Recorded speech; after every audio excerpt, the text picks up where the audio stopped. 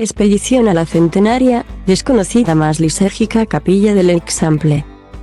Antes de leer, miren bien la fotografía. Es una capilla. Está sobre los, ya en desuso, dormitorios de chicas de la residencia de estudiantes Ramon Llull. Uno de los distintos edificios de ladrillo que forman el conjunto de la escuela industrial. Las habitaciones de los chicos estaban un piso más abajo.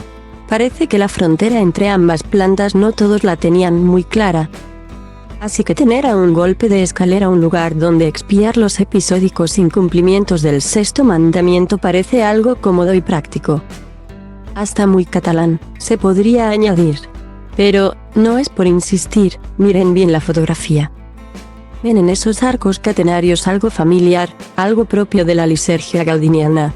Van bien encaminados. No es una obra de Gaudí, es de uno de sus discípulos más controvertidos, Joan Rubio Belver. Una de cuyas obras es de las más fotografiadas de la ciudad. No es esta de la imagen. Porque las visitas a esta capilla se administran con cuentagotas, un sinsentido que, he aquí lo goloso, tocará próximamente a su fin. Esta es, quedan avisado antes de proseguir. Una historia zigzagueante, así que no se salgan del camino en ninguna curva. Capitanea la expedición Eloy Jubilla, arquitecto al que hay que agradecer infinitamente la información proporcionada. Primero, Rubio Belver fue ayudante de Gaudí en algunos de sus proyectos civiles. La Casa Calvet, por ejemplo, pero en la historia de Barcelona tiene un vergonzoso párrafo porque fue el arquitecto que en 1928 quiso poner su particular guinda al monumental proceso de gotificación del centro de la ciudad. Aquel año, cuando las corrientes estéticas en Europa eran radicalmente otras. Rubio Belver plantó un puente de inspiraciones venecianas o de representación de Don Juan Tenorio en mitad de la calle del Bisbe. El recochineo tras su inauguración fue atronador.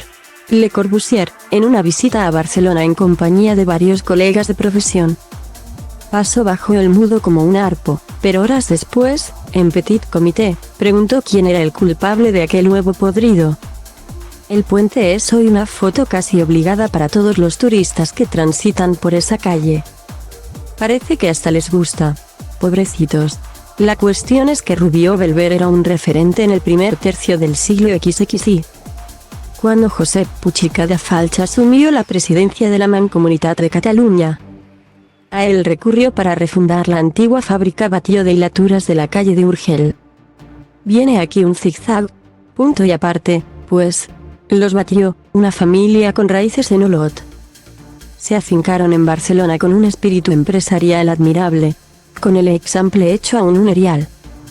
Compraron el equivalente a 4 manzanas, entre las calles de Rosellón, Urgell, París y Viladomat, una zona muy bien surtida de minas de agua, para edificar una fábrica textil que iba a ser la envidia de la competencia. Todo el proceso de producción se realizaría en un único emplazamiento. Contrataron nada menos que a Rafael Guastavino como maestro de obras y adorado años después como un auténtico genio en Estados Unidos, se fue a tomar apuntes por Europa. A Manchester, por ejemplo. Regresó con ingeniosas ideas, pero, sobre todo, puso su acento en el proyecto y alumbró en 1885 una zona de telares con sus características cúpulas abovedadas, que eran realmente muy hermosas, aunque, eso sí, inversamente proporcionales a la fealdad de lo que allí sucedía a diario. Trabajo infantil y femenino mal remunerado. La Rosa de Fuego era un mal lugar para este tipo de laboricidios. Hoy en día ya no, entonces, sí. La fábrica sobrevivió solo 19 años. Guastavino, solo por hacer un breve inciso, dejó su sello en la fábrica Batlló y a la carrera cruzó el Atlántico tras dejar tras de sí una estafa piramidal que arruinó a muchos. $40,000 dicen que amasó a base gracias a los incautos, y, también, bastantes mujeres desconsoladas. Porque igual que te levantaba un arco de baldosa sin cimbra ni nada, te erguía una relación sentimental que parecía sólida y no lo era.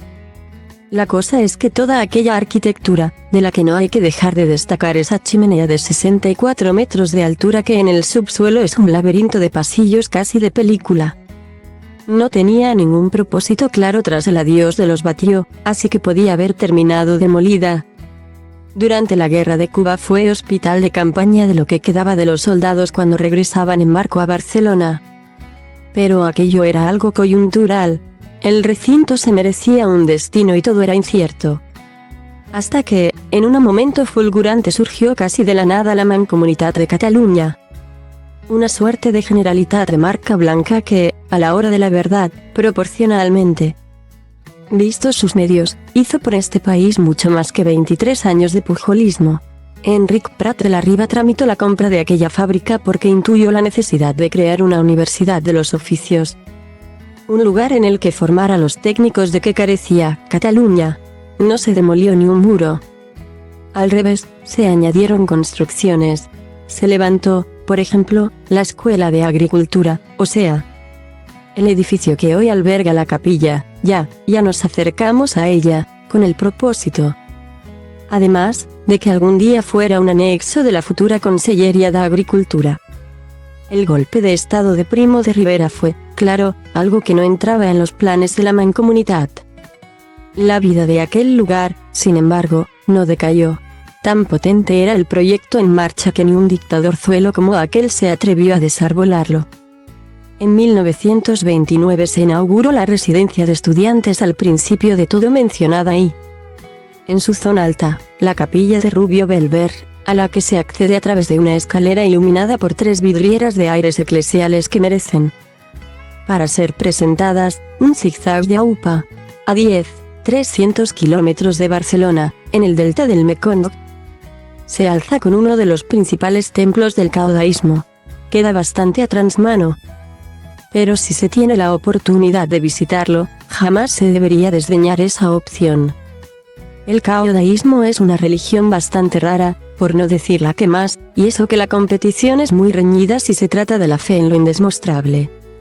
El caso es que en el interior de aquel templo tienen figuras de lo que consideran sus propios santos. Jesús, Mahoma, Víctor Hugo, Lenin, Shakespeare, Juana de Arco. Resulta inevitable recordar a ese repóquer de figuras cuando en la residencia de estudiantes de la Escuela Industrial se suben las escaleras camino de la capilla y uno se topa con que la luz del sol atraviesa los cristales de colores que dan forma a Ramon Llull, Jaume Balmes y Narcís Monturiol. No forman parte esas vidrieras, por supuesto, del recinto sacralizado, pero a su manera predisponen el alma para lo que se descubrirá tras las puertas de este más o menos pequeño centro de culto. Que Rubio Belver sea conocido por el puente de la calle del Bisbe y no por esta obra es un sinsentido muy propio de esta ciudad. La gran fortuna es que la Diputación de Barcelona, dueña del lugar y algo imbuida aún por lo que un día fue la Mancomunitat, tiene interesantísimos planes de futuro. El pasado marzo, la Dipu presentó en público unas obras presupuestadas en 100 millones de euros que pretenden dar una nueva vida, la tercera, la cuarta ya, a la totalidad del recinto de modo que para los barceloneses sea una nueva superilla más verde y transitable, y que desde el punto de vista académico sea un polo de captación de talento internacional. Es ahí donde entrará en juego la residencia de estudiantes, que tal y como está el mercado inmobiliario de la ciudad prohibitivo, será una pieza indispensable para que la rueda del talento comience a girar. El proyecto prevé recuperar incluso las cúpulas de Guastavino tal y como eran hace 137 años. Pero la pregunta lógica es ¿qué será de la capilla, con sus insólitos esgrafiados que decoran los juros directamente sobre los ladrillos? Zigzag. De vez en cuando se asoma a los medios de comunicación el supercomputador Mare Nostrum de Barcelona. No por sus brutales prestaciones de programación, sino por el que es su hogar. Una capilla edificada en 1859 por Manuel Girona en el barrio de Pedralbes. Cuesta encontrar un calificativo para ese brutal contraste. ¿Divino? El caso es que, inspirados o no por ese antecedente, la capilla de Rubio Belver está llamada a ser un lugar de coworking intelectual que, a buen seguro, será inspirador, fotogénico, también. Antes habrá que desacralizar el recinto. De estas líneas, ya que estamos, se pide estar presente en esa jornada. Restamos a la espera de respuesta.